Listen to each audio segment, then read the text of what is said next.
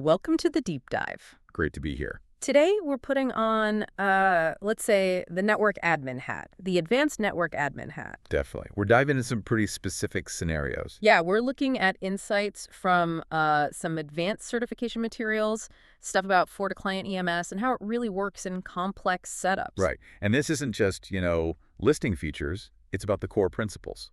Things like control, handling unknown threats, secure connections.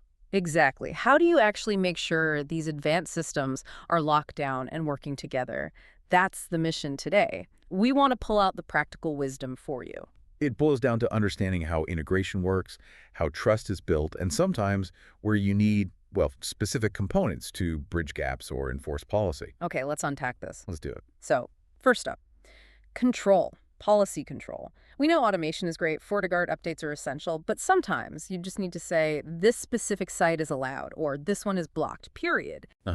Regardless of categories or dynamic feeds, like for an internal company resource or maybe a legacy site that causes issues. Precisely. So if an admin needs that kind of absolute manual override control for specific URLs, what specific feature in EMS lets them do that? Yeah, that's a fundamental need. You can't always rely on broad categories. The tool for that specific job is the URL filter feature. The URL filter, okay. It lets you create and manage your own custom list. Allow, block. Simple as that, but powerful because it's your list. And the key thing here, as I understand it, is that this list operates independently, like it overrides or sits alongside the FortiGuard category. Exactly. That's the crucial part. FortiGuard does its thing with dynamic updates and threat intelligence, which is great. But your custom URL filter list, that's static, manually maintained. It takes precedence for those specific entries. Why is that separation so vital? Why have that manual layer? Well, think about compliance or internal policies. Maybe you have an internal wiki or a tool hosted somewhere that doesn't fit neatly into a FortiGuard category, or worse, gets miscategorized. Right, or a partner site you absolutely must allow access to no matter what. Precisely. Or maybe something is triggering a false positive in the dynamic feed, and you can't wait for an update. You need immediate control. Ah, okay. So it guarantees that your organizational policy is enforced instantly, right there, without waiting for external updates. Local, immediate control. That's it. Policy permanence for critical assets. Makes perfect sense. Yeah. Okay, so we've got policy control. Now let's talk architecture. Specifically, data sync challenges. Big organizations often face this. Segmentation is key for security. Right. So imagine your FortiClient EMS needs user and device info from Active Directory. Standard stuff. But the AD server is locked down in a completely separate network segment. No direct connection allowed between EMS and AD for good security reasons. Yeah, a very common scenario. Yeah. You want to protect your core identity infrastructure, like AD. You don't want your endpoint management system having a direct line into it if it sits in a different security zone. So the obvious thought might be, let's just punch holes in the firewall, set up some routes. Which kind of defeats the purpose of this segmentation in the first place, right? Right. It increases the attack surface on that critical AD environment. Exactly. So if complex routing and firewall rules are out because they're too risky or violate policy, how do you get that vital AD info synchronized to EMS securely? Is there a dedicated component for this? There is. You don't want EMS directly polling AD across segments. Instead, you use the FortiClient EMS connector. The EMS connector. Okay, how does that work? You deploy this connector within the same network segment as the Active Directory server. It acts like a local proxy or a secure relay. Ah, so it lives inside the protected zone with AD. Correct. The connector queries the AD locally safely within that segment, and then it securely forwards only the necessary synchronization data back to the EMS server.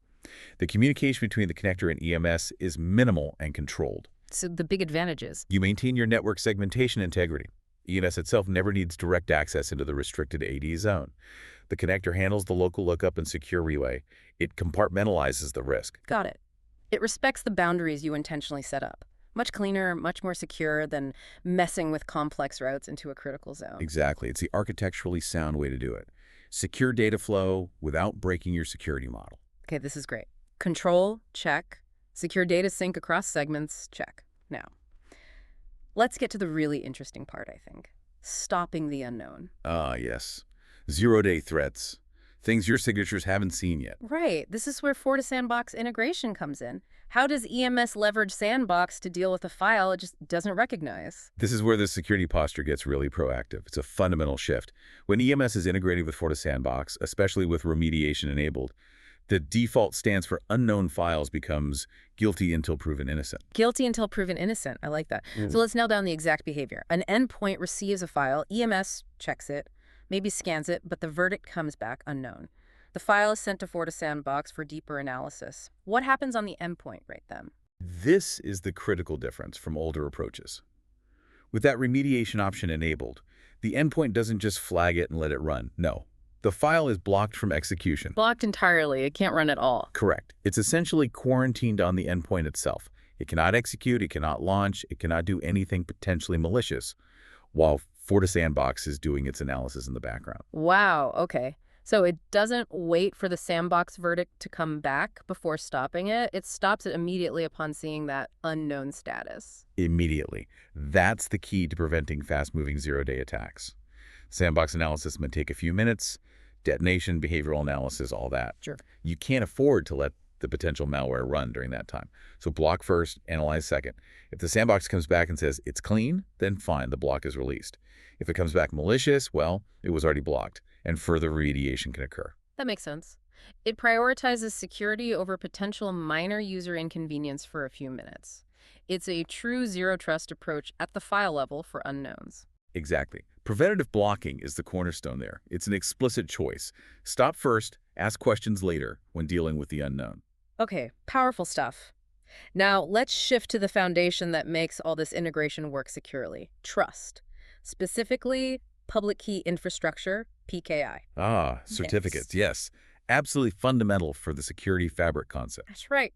FortiClient EMS needs to talk to the FortiGate, endpoints need to talk to EMS, and be verified by the FortiGate. It all relies on proving identities are legitimate and the communication is secure. Correct. Without that established trust, you just have components shouting into the void, or worse, susceptible to impersonation or man-in-the-middle attacks. The fabric relies on verifiable identity. And setting up this trust often involves, well, manual steps by the administrator, right? Specifically importing certificates. There seem to be a couple of key certificate actions needed between EMS and FortiGate. Yes, two distinct but related steps involving certificates are crucial for that EMS FortiGate link within the security fabric. Let's take the first one. The FortiGate needs to trust the EMS server itself. It needs to know it's talking to the genuine EMS, not some rogue device pretending to be EMS. What does the admin need to do on the FortiGate to establish that specific device-to-device trust? Okay, so for the FortiGate to validate the identity of the EMS server connecting to it as a fabric connector, the administrator needs to perform a specific action. Import the FortiClient EMS server certificate into the FortiGate CA certificate store. Technically, it often lands under remote CA certificate or a similar area, but the point is, the FortiGate needs that EMS server's specific certificate.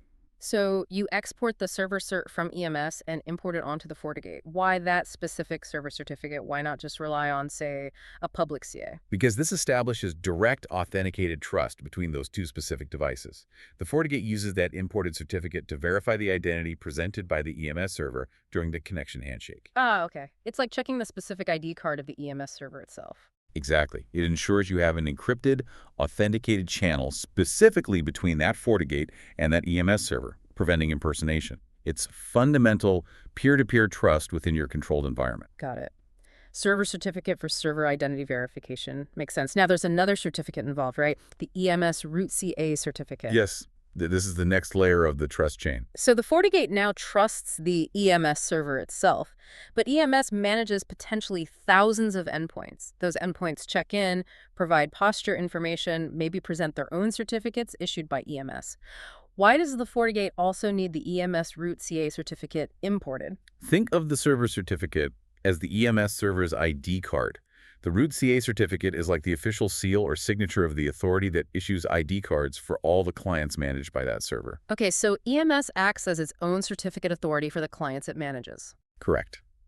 It often generates or uses a specific CA certificate to sign the certificates or validate the identity of the FortiClient endpoints under its control. The FortiGate needs that EMS root CA signature to validate the credentials presented by those individual endpoints. So when an endpoint shows up with its info, the FortiGate looks at the signature, checks it against the imported EMS root CA, and says, ah, yes, this endpoint is legitimately managed by the EMS server I already trust. Precisely. It completes the chain. Without the root CA, the FortiGate can trust the EMS server, but it can't validate the multitude of clients reporting through it. So, importing the root CA is required to establish trust for certificates presented by the FortiClient endpoint managed by that EMS server. That clarifies it beautifully. Two distinct steps. Server cert for server trust, root CA cert for client trust via that server. Both admin actions, both crucial for the fabric integrity. Absolutely. It all hinges on proper PKI management. So the question to ponder is, given how absolutely critical these manually imported certificates are to the entire Fabric's operation, what rigorous, proactive processes do you, as an administrator, need to implement to continuously monitor their validity? How do you track expiration dates, manage renewals, and ensure replacement before they expire? Because the last thing you want is your carefully constructed security posture suddenly degrading or failing because the certificate you imported maybe a year or two ago just timed out. Something to definitely keep in mind. Think about your certificate lifecycle management. Keep digging deeper. We'll see you on the next deep dive.